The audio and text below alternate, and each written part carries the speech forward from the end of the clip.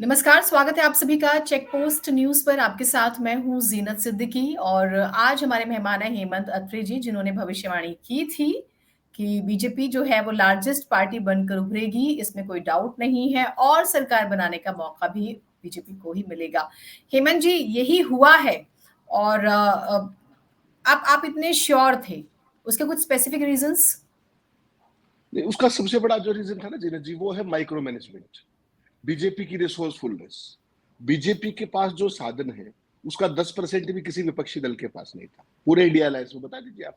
और अगर वैसे बात करें, आप आज की तारीख में भारतीय जनता पार्टी नाच रही है कि हमारा इतना नंबर आया, वो आया, वो आया। जो इंडिया अलायंस के सारे दल थे, क्या उन सब का मिलाकर भी इतना रिसोर्स था, इतना पैसा जितना अकेली बीजेपी के पास है? जवाब है ना। चुनाव लड़ा जाता है, देखिए, पैसे के खेल से। उसमें प्रचार भी होता है, सारी चीजें होती है। जो भारतीय जनता पार्टी के पास जो एज थे, वो विपक्ष के पास बिल्कुल भी नहीं थे। उनके पास इलेक्शन कमीशन का जिस तरीके का सहयोग था, क्या वो दूसरे दलों के पास था? तो ये सारी चीजें जो मिला करके ये चुनाव जो है इस देश के इतिहास का सबसे अनइवन चुनाव कह सकती हैं आप इसको। मेरी आदत है कि मैं जो बात है वो कहे बिना मैं मानता नहीं। 1952 से लेकर के आज तक के आपने जितने चुनाव देखे होंगे, सारे चुनाव लेवल प्लेइंग फील्ड पे हुए। इस बार जितनी भी एजेंसियां थी, जो कुछ भी था, वो सारा सत्ता पक्ष के लिए था। विपक्ष के पास केवल एक अपना जज्बा था, और उस जज्बे के साथ भी उसने जो परिणाम हासिल किया है वो काबिले तारीफ है। वो इस देश की डेमोक्रेसी को बचाने वाला है। वरना तो हालत ये होगी थी कि इस देश में विपक्ष का तो नाम ही खत्म कर दिया सत्तारूढ़ दल ने। आपने पार्लियामेंट के अंदर देखा, पार्लियामेंट के बाहर देखा, जिस तरीके से उनको डिमीन करते थे मोदी जी, जिस तरीके से उनकी खिल्ली उड़ाते थे। तो वो सारी चीजें कहीं ना कहीं एक लेवल प्लेइंग फील्ड ना होने के बावजूद भी विपक्ष की जो बात थी वो जनता ने रखी, और सही मायने में लोकतंत्र को रिस्टेब्लिश किया, ये आप कह सकते प्रधानमंत्री एक बार फिर से नरेंद्र मोदी ही बन रहे हैं, अभी तक की जो खबरें हैं। आपको क्या लगता है कि नीतीश कुमार और चंद्रबाबू नायडू जो है, वैसे भारी भरकम मंत्रालयों की चर्चा है, लेकिन क्या लेकर मानेंगे? हैं। बहुत छोटा मोटा कुछ मिल जाएगा, जिन्हें जी कोई गलतफहमी पालने की जरूरत नहीं है। जो लोग मोदी को जानते हैं, उनके पास हमेशा ही there is something very little to offer. उनको क्या मिलेगा आप लिख लीजिए। स्टील मंत्रालय दे देंगे, रूरल डेवलपमेंट मिनिस्ट्री दे देंगे, एग्रीकल्चर मिनिस्ट्री दे देंगे। आप क्या सोच रही, कॉमर्स मिनिस्ट्री दे देंगे उनको? उनको फाइनेंस दे देंगे, उनको मिनिस्टर ऑफ एक्सटर्नल अफेयर्स दे देंगे, उनको डिफेंस हुँ, दे देंगे। सॉरी, ये कुछ नहीं मिलने वाला है। बाहर हुँ। पोस्चरिंग के लिए कोई कुछ करता रहे। हकीकत में ये है कि जो रूटीन के जो डिपार्टमेंट्स होते हैं, रूरल डेवलपमेंट और इस तरह के डिपार्टमेंट, हालांकि बड़े डिपार्टमेंट है, हालत ये है कि उनको रेलवे और एचआरडी भी नहीं मिलेगा, ये आप मान सकती है। तो हम तो आमतौर पर जब दिल्ली में बात करते थे कि टॉप 4 मिनिस्ट्रीज की बात करते हैं, लेकिन यहाँ तो उस टॉप में भी 3 और मिला दीजिए, टॉप 7, जिसमें कॉमर्स आ जाएगा, रेलवे आ जाएगा, इस तरह की मिनिस्ट्री जो आ जाएगी, एचआरडी आ जाएगी। वो मिनिस्ट्रीज भी नहीं मिलने वाली है उनको, ये आप मान के चलिएगा। मोदी जी बार्गेनिंग का कभी भी उतना स्कोप नहीं खोलते, और उन दोनों को अपनी हैसियत पता है। सही है बात कि एक की 16 सीट आ गई, एक की 12 आ गई, लेकिन मोदी सर्वशक्तिमान है, ये मत भूलिए आप। और ये खेल आपको अक्टूबर के बाद ऐसा पलटता दिखाई देगा कि सारा देश देखता रह जाएगा। मैंने कल कुछ जगह इशारा किया है, आप भी समझ जाइए। 3 राज्यों के चुनाव हैं अक्टूबर में, महाराष्ट्र, हरियाणा और झारखंड। तब तक भारतीय जनता पार्टी शांत रहेगी। प्रधानमंत्री का जो रवैया दिख रहा है ना आपको, सादगी का, सरलता का, और ये सारी चीजें, दो परसों तो उन्होंने कपड़े भी नहीं बदले, बताइए। 3 प्रोग्राम्स में एक ही कपड़े पहन के गए हुए थे वो। इतना बड़ा चेंज आ गया है 2 ही दिन के अंदर। तो अब जब ये अक्टूबर के जब तक परिणाम नहीं आते, तब तक ये मामला ऐसे ही चलेगा, बिना किसी, जो यूपीए में सुनते थे ना, जो आपकी आदत है हम सबकी फायरवर्क्स देखने की, उस तरह के फायरवर्क्स यहाँ उड़ने की गुंजाइश नहीं है। और मान लीजिए कोई हो भी गा अंदर, कोई छोटा मोटा पटाखा, उसकी आवाज मेरे और आप तक नहीं आएगी, ये भी निश्चित मानिए। मोदी जी का वो सिस्टम भी। लेकिन कुछ लोग ऐसी भविष्यवाणी कर रहे थे कि अमित शाह अपनी नंबर 2 की कुर्सी भूल जाए, गृह मंत्रालय भूल जाएँ और कुछ लोग चिंता ज़ाहिर कर रहे हैं कि ठीक है, पीएम भले ही नरेंद्र मोदी रह सकते हैं, लेकिन अमित शाह के हाथ कुछ नहीं आएगा, ना संगठन आएगा, ना सरकार में दूसरे नंबर की कुर्सी आएगी। सब गलतफ़हमी में है। जिन जी नादान है वो नहीं जानते वो क्या कह रहे हैं। ये मोदी है, इनका अपना स्टाइल है काम करने का। आपने कल से एक चीज देखी, महाराष्ट्र में जो कुछ हुआ, उसके बाद चुपके से फडणवीस का नैतिक आधार पर इस्तीफा दिलाने की बात हुई। आपको पता है वो क्या है, निगाहें कहाँ हैं और निशाना कहाँ है? महाराष्ट्र का जिक्र है। ठीक, फडणवीस तो बनना भी नहीं चाहते थे। फडणवीस पहले चीफ मिनिस्टर रहे, वो डिप्टी सीएम के तौर पर काम करना चाहिए था उनको, वो तो उस टाइम भी मना कर रहे थे। लेकिन शिंदे पर चेक करने के लिए वो सुपर सीएम के तौर पर डिप्टी सीएम बनाए गए। तो ये जो कुछ आप इसको महाराष्ट्र में देख रही है क्या, ये सारा खेला उत्तर प्रदेश में करने की तैयारी है। जो योगी को उस तरीके से तब हटाने की बात थी कि अगर 60 से ऊपर सीट आ जाए, तो योगी जी उस खेल को समझ गए थे। उसका परिणाम आपने उत्तर प्रदेश में देखा, कितनी सीटें आई। और अब महाराष्ट्र के जरिए जो ये सारी बैकग्राउंड है, जो बनाया जा रहा है, ये जो माहौल, ये उत्तर प्रदेश के लिए बनाया जा रहा है। तो योगी को हटाने में कितने कामयाब होंगे नहीं होंगे मैं नहीं कह सकता, लेकिन निगाहें कहीं हैं और निशाना कहीं है, इतना समझ जाइए। तो मैं ये समझ रही हूँ कि ये सिर्फ एक सिंबॉलिक इस्तीफा दिलवाया है और नैतिकता के आधार पर आज तमाम ग्रुप्स में खबरें आई हैं कि जो जिलाध्यक्ष हैं जहां जहां बीजेपी हारी है, 16 मंत्री यूपी में हारे हैं, जो अपनी विधानसभा हारे हैं स्पेसिफिक, तो वो नैतिकता के आधार पर इस्तीफा दे दे, उनके पर कतरे जाएंगे। तो योगी को इनडायरेक्ट मैसेज दिया जा रहा है कि देखो तुम्हारे स्टेट में तो सीट आई नहीं है, तुम भी इस्तीफा दे दो। बिल्कुल यही है स्टाइल। अगर पहले वाले मोदी होते, आज से 5 दिन पहले वाले, तो काम करने का तरीका दूसरा था, सीधा कहते कि आप जाइए।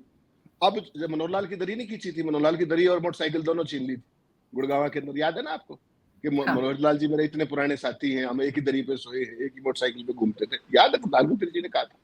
तो योगी के साथ अगर सरकार दोबारा उतनी पावरफुल होती, सिंगल मेजोरिटी होती, तो आपको क्या लगता है ये सब करने की जरूरत पड़ती जिलाध्यक्षों की? सीधा ऊपर से जब जिम्मेवारी शुरू होती। लेकिन अब ये और तरीके का माहौल बनाया जा रहा है। ये सारी समझने की बातें हैं, इशारों में। और अमित शाह की जो बात है, अमित शाह की जो बात है वो भूल जाइए।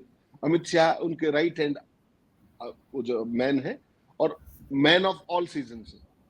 अमित शाह उनके हमराज भी हैं, अमित शाह उनके ट्रबल शूटर भी हैं। अमित शाह के बारे में कोई ये सोचता है कि वो बाहर हो जाएंगे, वो भी नासमझी कहूंगा मैं। लेकिन हेमंत जी, मतलब हम जैसे जो अभी नए जर्नलिस्ट हैं, वो एक चीज ये सुनते हैं, देखते हैं कि नहीं नहीं, संघ का बहुत बड़ा रोल होता है, संघ जो डिसाइड करेगा वही होगा, और संघ का हाथ तो योगी आदित्यनाथ पर है, संघ नाराज चल रहा है। नड्डा साहब कहते हैं कि अब तो हमें आरएसएस की जरूरत नहीं है, उसका नुकसान हुआ। तो ये सब हवा हवाई बातें हैं क्या? आप जिस संघ की बात करी वो 2014 से पहले होता था। आज का जो संघ है वो कंप्लीटली सरेंडर्ड है, उसने आत्मसमर्पण कर दिया है। संघ के नेता Z+ लिए घूम रहे हैं और तमाम सुविधाएं भोग रहे हैं, तमाम चीजें हैं। और उसके बाद उनका कोई नैतिक कंट्रोल जो पहले होता था उस 2014 से पहले, आज ना तो वो कोई कंट्रोल बचा है और ना कोई उसको सुनने वाला कोई बचा है। जब जेपी नड्डा जो बात कह रहे थे कि अब बीजेपी बड़ी हो गई है, तो इसका मतलब ये था कि वो संघ से भी बड़ी हो गई है, यही इशारा था ना इनडायरेक्टली। बिल्कुल। तो जेपी नड्डा ने अपनी इच्छा से तो नहीं कह दिया ये बात, जेपी नड्डा की अपनी तो हैसियत नहीं है ये बात, तो उनसे कहलवाई गई और वो इंटरव्यू भी करवाया गया होगा। वैसे तो नड्डा साहब ने कितने इंटरव्यू दिए चुनाव में। तो ये सारी बात समझने की है। संघ वो संघ नहीं रहा जिस संघ को आप और हम जानते हैं। संघ बहुत, गंगा में बहुत पानी बह गया है और संघ का भी उसके अंदर काफी कुछ काम हो गया है। अब तो हालत ये है कि आमतौर पे क्या होता था, संघ से नाम आता था मंत्रालय के लिए भी, वाइस चांसलर्स के लिए भी, फलाह के लिए भी। इस बार प्रधानमंत्री को पूर्ण बहुमत नहीं मिला। आपने कहीं संघ को एक्शन में देखा? कहीं कोई मरमरिंग हुई? कहीं से कोई एक शब्द का कोई इधर उधर का बयान आया? पूरी भारतीय जनता पार्टी से आया? ये चीजें बिटवीन दी लाइन समझने की है कि they all have been shown their place. उन सबको आईना दिखा दिया गया कि भैया शांत रहो। आप एक बात आइए, जब तक आप भाजपा विधायक दल के नेता नहीं बने मोदी जी, क्या वो एनडीए की मीटिंग बुला सकते हैं? उन्होंने बुला ली ना, कल चिट्ठियां ले ली ना। विधायक दल की मीटिंग कल है 11 बजे। जब आप बीजेपी संसदीय दल के नेता नहीं है तो आप एनडीए के नेता कैसे हो सकते हैं? पहले आप संसदीय दल के नेता बनते, उसके बाद एनडीए की मीटिंग होती, उसके अंदर आपको समर्थन की चिट्ठियां दी जाती और तब जाके राष्ट्रपति के सामने आप जाके अपना वो देते दावा। यहाँ तो उल्टा हुआ है, एनडीए की मीटिंग कल ही होगी और वहां नीतीश जी ने क्या कहा, लीजिए शपथ, देर क्यों कर रहे हैं? तो समझ जाइए बात को। तो ना कोई संघ बचा है ना कुछ बचा है बीजेपी के अंदर। आप सोचिए, 400 पार की बात करते थे, 370 अपनी की बात करते थे, 240 पे टिक गए। कोई सवाल पूछा गया? क्यों? सारे मोदी के नाम से जीत के आए हैं। आपके पास नैतिक बल नहीं बचा है। बहुत सारे लोग एक्सपेक्ट करते थे गडकरी कुछ बोलेंगे, बाहर से यशवंत सिन्हा कुछ बोलेंगे, कोई बोला क्या? शिवराज के नाम की चर्चा थी कि वो पीएम होंगे, ये होगा वो होगा, सब हवा में। वो सब हवा। जब संघ के मुंह से आवाज ही नहीं निकल रही जीनत जी, तो फिर बाकी चीजें तो सेकेंडरी होगी ना। अगर कोई मरमरिंग होगी तभी तो आप कुछ सुनोगे। नाम तो 3 है, एक थोड़ी है। शिवराज का भी नाम है, गडकरी का भी नाम है, एक और भी नाम है, लेकिन आप नाम रखे रहिए। 50 नाम रख लीजिए, उससे क्या फर्क पड़ता है? कोई बोल तो नहीं रहा ना। कोई ऑफिशियली किस तरीके की कोई मरमरिंग नहीं है, कोई बयानबाजी नहीं है, कुछ भी नहीं है। It shows complete absolute control of Modi and Shah on BJP as well as RSS for the reasons best known to them, not to you and me. लेकिन बड़ा इम्पोर्टेंट सवाल है, नीतीश कुमार तो सबके हैं, हम पोस्टर भी देखते हैं, बातें भी सुनते हैं, थोड़ा पलट जाते हैं इधर-उधर जो भी है। चंद्रबाबू नायडू भी हैं, वीडियोज़ भी हम देख रहे हैं किस तरह से पॉलिटिकल कमेंट्स हुए, मैं पॉलिटिकल कमेंट्स कहूँगी इसे, सियासी बयानबाज़ियाँ। लेकिन ऐसी ऐसी क्या कोई कमज़ोर नब्ज़ दबी हुई है उनकी? मंत्रालय भी नहीं मिलेगा, फिर भी साथ देंगे, मतलब इसके पीछे का क्या सीक्रेट है? बहुत साधारण बात है जीनत जी। आप देखिए, चंद्रबाबू नायडू अपनी स्टेट में चीफ मिनिस्टर बनने जा रहे हैं। नीतीश हुँ, कुमार ऑलरेडी अपने चीफ मिनिस्टर हैं। वो अपने जो एमएल एमपीज हैं, उनकी पार्टियों के अंदर कोई आपने इतना बड़ा नाम देखा है जिसके लिए वो पद मांग सके? सारे नए नाम हैं रिलेटिवली। तो जो दूसरी बात, अपने लिए तो व्यक्ति कुछ भी मांगेगा, अपनी पार्टी के अंदर कोई अपने से बड़ा व्यक्ति नहीं करना चाहता। ये इस राजनीति की त्रासदी है। पहले राजनेता जो थे अपनी अगली पीढ़ी को नेता बनाते थे। मोदी जी ने एक नई परंपरा शुरू की है। मोदी जी ने इस देश में भगत पैदा किए, करोड़ों की संख्या। नेता एक भी नहीं बनने दिया। जो नेता थे उनका बुखार उतार दिया। आपने देखा शिवराज का बुखार उतारा, उनके बाद वसुंधरा राजे सिंधिया का उतारा, रमन सिंह का उतारा, अभी फडणवीस बहुत ज्यादा उछल कूद कर रहे थे, उनका उतर जाएगा। योगी जी के पीछे देख ही रहे हो आप जो सारी स्थितियां हैं। तो लोग जो थे पुरानी पीढ़ी में, जब हम बच्चे थे तो देखते थे कि नेता बनाते थे अपने बाद की पीढ़ी के लिए। आज की तारीख में भक्त बनाए जा रहे हैं। और मोदी जी 2014 से लेकर अब तक मोदी जी ने जितने मुख्यमंत्री बनाए हैं, जरा उंगलियों पे नाम गिनिए, उनको कोई जानता था क्या पहले? क्यों? वो तीन लोग थे केवल जो मोदी जी के लिए अनइजी थे, वसुंधरा, रमन सिंह और शिवराज चौहान। जिस दिन दांव लगा, फर्स्ट अवेलेबल अपॉर्चुनिटी पे तीनों को बाहर कर दिया और मनोहर लाल खट्टर जैसों को प्रमोट किया।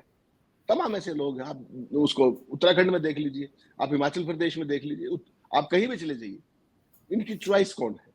इनकी चॉइस है नोबडीज, जो कंप्लीटली आपके यस मैन बन के रहे। तो वो हुँ, भगत प्रमोट किए गए हैं। नेता को नेता नहीं, नेता को तो औकात दिखाई गई। आपने कैलाश विजयवर्गीय का नाम सुना होगा, पार्टी के हुँ। महासचिव, पार्टी के महासचिव ऑल पावरफुल, वेस्ट बंगाल के प्रभारी। कहाँ है आजकल वो मध्य प्रदेश में घूम रहे हैं। उनके बेटे की टिकट काट के उनको विधायक बना दिया गया था, उसके बाद उनको मंत्री बना दिया। क्या है, कहाँ आजकल कोई नाम जान रहा है उसका? तो ये स्थिति है। जो ज्यादा उड़ता है उसको मोदी जी अपने ठीक जगह पे वहां पे फिट कर देते हैं। ये मोदी जी का फिर टिपिकल स्टाइल है। नहीं, ये इंटरेस्टिंग भी है और इंटरेस्ट भी आ रहा है और पॉलिटिक्स एकदम चेंज हुई है। लेकिन फिर ये इंडिया गठबंधन इतना कॉन्फिडेंट क्यों है? इतना नहीं, कॉन्फिडेंट क्यों है? ये नहीं समझ में आ रहा, या कुछ और होने वाला है? विदिन 6 मंथ हम कुछ बड़ा चेंज देखेंगे, अक्टूबर के इलेक्शन खत्म होते ही। मैंने तो आपको बता दिया, पूरी फुल मेजोरिटी हो जाएगी मोदी जी की। अक्टूबर के चुनाव एक बार परिणाम आने दे दीजिए, उसके हफ्ते बाद देख लीजिएगा, मेजोरिटी पूरी हो जाएगी। कैसे होती है वो अमित शाह ने आप लोगों को कर्नाटक में दिखाया था, मध्य प्रदेश में भी दिखाया, और सारी स्टेट्स में अमित शाह धीरे गाये बगाए दिखाते रहते हैं आपको। तो ये जो दो गए हैं अभी, ये इनको नवंबर में अपने एमपी दोबारा गिनने की जरूरत पड़े शायद, कि इनके कितने रह गए। अगर आपको फिर भी भरोसा ना हो तो उद्धव ठाकरे से पूछ लीजिए। उद्धव ठाकरे तो सबसे पुराने एलाई थे। उनकी पार्टी कहाँ है? उनका सिंबल कहाँ है? तो ये कोई अलग से थोड़ी है दोनों जने। वहां पे सत्ता हुँ, के अंदर, सत्ता बड़ी निष्ठुर चीज होती है। सत्ता के अंदर कुर्सी की ताकत ज्यादा महत्वपूर्ण है। एलाइज तो आते जाते रहते हैं। और जितने भी एलाइज आज तक मोदी और शाह के रहे हैं, जिसने भी बीजेपी के साथ अलायंस किया है, कोई भी आज तक बचा हो तो मुझे बता दीजिए। सारे अपने घर बैठे हुए।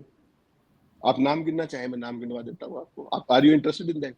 श्रोमणी अकाली दल को देख लीजिए, सबसे पुराने एलाई थे नॉर्थ इंडिया के अंदर, बादल साहब, बड़े बादल साहब, आज एक सीट लेके घर बैठे हुए हैं। दुष्यंत चौटाला जी अभी तक डिप्टी सीएम थे। आमतौर पे एलआई समर्थन वापस लेता है। आपने ये कभी सुना है कि इन्होंने समर्थन से बाहर कर दिया उसको कि आप सरकार से बाहर जाइए? आज उनकी क्या हालत है? विधानसभा में 90 में से 10 सीट थी, पार्लियामेंट के अंदर 0.87% वोट आई है दुष्यंत चौटाला की पार्टी की, और 10 की 10 जमानत जब्त हो गई है, इंक्लूडिंग हिज मदर। ये आपको ध्यान आ गया होगा।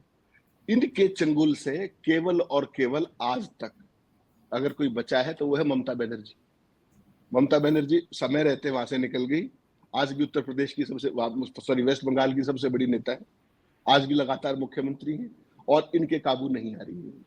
उसके अलावा चंद्रबाबू नायडू पहले भी टीडीपी में रहे। आपको ध्यान होगा 90s के अंदर कितने बड़े नेता थे वो, हाँ। फिर बिल्कुल हाशिए पर चले गए। किंग मेकर होते थे वो। 2004 में चीफ मिनिस्टरशिप से हटे तो वो हाशिए पर चले गए थे। अब उनका रिवाइवल हुआ है तो वो फिर बीजेपी के हत्थे चढ़ गए और खुद ही जाके पहुंच गए उनके पास समर्थन देने। तो उनकी पार्टी को, उनको भगवान हम तो क्या कह सकते हैं, मजबूती दे, और क्या कह सकते हैं। बाकी तो जो करेंगे अमित शाह और मोदी करेंगे। तो यानी कि मैं एक लाइन में मान के चलूँ कि किस पार्टी के सांसद का दिल बदल जाए और वो जी। बीजेपी में आ जाए, अमित शाह जी को ही अपना भगवान मान ले, वो कह नहीं सकते, थोड़ा-सा बस इंतज़ार करना होगा, आप ये कह रहे हैं। अक्टूबर की बात है, अक्टूबर के परिणाम आने दीजिए विधानसभा के 3 स्टेट्स के अंदर। उसके बाद हो सकता है दिल्ली के परिणाम तक, दिल्ली विधानसभा में भी उसके बाद चुनाव होते हैं। हो सकता है हाँ। तब तक भी रुक जाए। उसके बाद नहीं रुक पाएँगे, फिर तो वो जो मैं कह रहा हूँ वो होना है। एक सवाल और ले लेती हूँ मैं आपसे, क्या देश में मध्यावधि चुनाव होंगे? क्या बिल्कुल भी प्राइम नहीं, मिनिस्टर निश्चित का हाँ, अच्छा। 100% नो, 100% नो। मोदी और शाह का सिस्टम उन सब चीज़ों की कोई गुंजाइश नहीं छोड़ता है। वो आपको मैंने बताया कि वो कैसे होगा वो देख लीजिएगा। केवल इन 2 पार्टियों की बात नहीं है। बहुत सारे और भी छोटे-छोटे दल अगर आप मिलाएँगे, 52 से 53 ऐसी सीटें हैं, जिनको अपनी तरफ कैसे किया जाएगा, उसका इस देश में आज की तारीख में सबसे बड़ा चैंपियन कोई है तो अमित शाह है। और वो जिस दिन करना लगेंगे, वो धीरे-धीरे महीने 2 महीने में सारा निपटा देंगे। दोबारा भारतीय जनता पार्टी 290 के आस-पास पहुँच जाएगी। फिर तो हम मान के चले कि प्रधानमंत्री नरेंद्र मोदी 5 साल रहेंगे, क्योंकि इसमें कोई निश्चित तौर पे। किंतु-परंतु है ही नहीं। कोई कुछ भी कहता रहे टीआरपी के लिए, उनकी कुर्सी को फिलहाल के लिए कोई खतरा नहीं है, कोई चुनौती नहीं है। The kind of resources that they have, the kind of agencies that they have, the kind of absolute control that they have over the system as well as the agencies, rest assured, once he becomes he will stay for 5 years, he is going to stay. But people used to say कि ये वाला election जनता ने लड़ा है, उसके बाद क्या ऐसा किया जा सकता है? मतलब जनता बगावत कर देगी, ये सब बेकार की बातें हैं क्या? जनता बगावत करेगी या नहीं करेगी, ये मैं और आप ज्योतिषी नहीं। जनता के साथ तो जो कुछ हुआ आपने देखा। नोटबंदी के दौरान देश की 86% करेंसी को आपने क्या किया, जनता ने क्या किया, जनता ने यूपी में क्या मेजोरिटी दी। जो हिंदुस्तान के अंदर जो आपने ये देखा, आपने कोविड का मिसमैनेजमेंट, नदियों में लाशें तैर रही थी, मेरे और आपके ही मरने वाले लोग थे, हमारे आसपास कितने लोग मरे, क्या कोई सवाल जवाब हुआ? आप तो बात कर रही हो जनता बगावत कर देगी, मैं तो कह रहा हूँ जनता ने कोई नारा भी लगा, जनता तो ताली बजा रही थी, थाली बजा रही थी, टॉर्च जला रही थी। तो जनता को तो इन्होंने वहां ला के खड़ा कर दिया है। देखिए एक बात समझनी पड़ेगी, आप जिस हिंदुस्तान में हम रहते हैं अब, वो 1947 से पहले का हिंदुस्तान नहीं है। ये हिंदुस्तान कंप्लीटली बदल गया है। यहाँ पर भगत सिंह सबको चाहिए, लेकिन वो पड़ोसी के घर में चाहिए। सुविधाएं सारी मुझे चाहिए, मांग मेरी पूरी होनी चाहिए, लेकिन भगत सिंह जिन्नत के घर पे पैदा होना चाहिए। ये हमारी सोच है और ये उसी का परिणाम ये देश भुगत रहा है। वरना तो मोदी जी के टाइम में तो क्या क्या नहीं हुआ है। जो क्विड प्रो को की जो बातें आई, इलेक्ट्रल बॉन्ड्स की जो बात आई, 20-30-50 बुद्धिजीवी चीख के रह गए टीवी चैनलों पर, यूट्यूब पे, क्या फर्क पड़ गया? मोदी जी की सीधे पे क्या असर पड़ा? जो प्रधानमंत्री जी का कोविड फंड है, पीएम केयर्स फंड, उसकी आज तक कोई डिटेल बाहर आई है क्या? उसमें हजारों करोड़ रुपए किस किस ने दिए हैं? जो इलेक्ट्रल बॉन्ड था, उसकी जब डिटेल्स आई आपने देख लिया, उसमें तो विदेशी कंपनियों ने भी पैसा दे रखा है। उसके बारे में कोई पूछ रहा है क्या? कोई चर्चा भी है? पेगासस के अंदर इतना बड़ा कांड हो गया, अडानी का इतना बड़ा कांड हो गया, हिंडनबर्ग ने इतनी बड़ी रिपोर्ट दे दी। आप हेमंत सोरेन जैसों को गिरफ्तार करे, वाला इन्होंने कुछ एकड़ जमीन कब्जा ली, वो सुप्रीम कोर्ट में कह रहा है कि मेरे नाम एक इंच जमीन नहीं है। उसको तो ईडी और पीएमएलए। और अडानी, अडानी के ऊपर हिंडनबर्ग ने क्या रिपोर्ट दी? अडानी को कितने लाख करोड़ का एक दिन में नुकसान हुआ, याद है आपको? उनको आज तक सेबी का भी नोटिस गया, फॉरगेट अबाउट सीबीआई और ईडी। तो ये नया भारत है, मोदी जी ने नया भारत बनाया है और उसको लेकर के ना किसी मीडिया की औकात है, ना मेन स्ट्रीम में कोई कौन बोलता है। आप देखती है रोज सुबह से शाम तक सारी कीर्तन मंडली है और वो कीर्तन मंडली उनको कवर फायर देती है। जब भी कोई मुद्दे की बात आती है, वो कभी इधर दौड़ जाएंगे, कभी उधर दौड़ जाएंगे, उन मुद्दों के ऊपर कोई सवाल जवाब नहीं होता। इसलिए ये देश का नैरेटिव खराब हुआ है और मैंने स्थिति भी खराब हुई। बहुत छोटा सवाल, समय की बंदिश है। योगी आदित्यनाथ की कुर्सी पर खतरा है, मान के चलें, हो सकता है, भले ही फडणवीस के ज़रिए मैसेज देने की कोशिश हुई हो। कब तक हम एक चेंज देख सकते हैं या आपको लगता है कि थोड़ा-सा हमें रुकना होगा? इतना आसान नहीं है, करने को कुछ भी कर सकते हैं ये लोग, लेकिन इतना आसान नहीं उत्तर प्रदेश जैसे स्टेट के अंदर, क्योंकि उत्तर प्रदेश के अंदर बहुत जल्दी विधानसभा के चुनाव भी होने 1.5 से 2 साल के बाद। तो उसमें किसी डमी को बिठा, देखिए हरियाणा जैसे स्टेट में आपने डमी के जरिए 10 साल राज कर लिया। उत्तराखंड में हारे हुए व्यक्ति को भी चीफ मिनिस्टर बना के दोबारा आपने चलवा दिया। पुष्कर धामी की बात कर रहा हूं मैं। वो हाँ। अलग तरह उत्तर प्रदेश के अंदर स्टेक्स बहुत बड़े हैं जीनत जी। उत्तर प्रदेश एक स्टेट नहीं है। उत्तर प्रदेश के अंदर लोकसभा की 80 सीटें आती है, ये मत भूलिए आप। और इस बार जो इनकी कमजोरी है, इसको परमानेंट कमजोरी तो नहीं बनाना चाहेंगे। तो इनके दिमाग में क्या नीति है वो तो ये जाने। लेकिन मुझे लगता है कि जैसे शिवराज को हटाया या वसुंधरा को हटाया, रमन सिंह को हटाया, जैसे मनोहर लाल खट्टर को हटा दिया, उतनी आसानी से आप उत्तर प्रदेश के अंदर यूं ओवरनाइट तख्ता पलट करके किसी और को बढ़ा देंगे, इसमें मुझे शंका है। हो सकता है वो हटा भी दे। बहुत शुक्रिया हेमंत जी, आपने समय निकाला और इस बातचीत के लिए और ये बड़ा मज़ेदार है कि लोग सोच रहे हैं कि कुछ बड़ा हो जाएगा, टेम्परेरी सरकार होगी, लेकिन ऐसा नहीं है। नरेंद्र मोदी 5 साल बड़े आराम से शासन करेंगे और वो तो ख़ैर 47 तक की बात करते हैं, 47 के भारत का विज़न रखते हैं। तो देखते हैं क्या होता है क्योंकि उन्होंने कहा था कि बड़े फ़ैसले वो लेने वाले हैं इस बार, तो वो थोड़ा-सा डर भी है कि भई वो ऐसा क्या फ़ैसला ले लेंगे हेमंत जी कि मैं और आप बात कर पाएँगे कि नहीं कर पाएँगे? हुँ, देखते हैं वक़्त के साथ, हमारी बातचीत तो जारी रहेगी, यहाँ नहीं, यूट्यूब बंद कर देंगे, कहीं और देखेंगे। हम तो शांत रहने वाले प्राणी हैं नहीं। ठीक बात है। चलिए सर बहुत शुक्रिया और हम उम्मीद करते हैं कि सब अच्छा हो, सब अच्छे से रहें। बहुत शुक्रिया सर आपका। Thank you, thank you. तो हम दर्शकों से भी उम्मीद करते हैं कि ये चर्चा आप लोगों को पसंद आई होगी। आप कमेंट कीजिएगा, वीडियो को ज़्यादा से ज़्यादा लाइक कीजिए, शेयर कीजिए और चैनल को ज़रूर सब्सक्राइब कीजिए।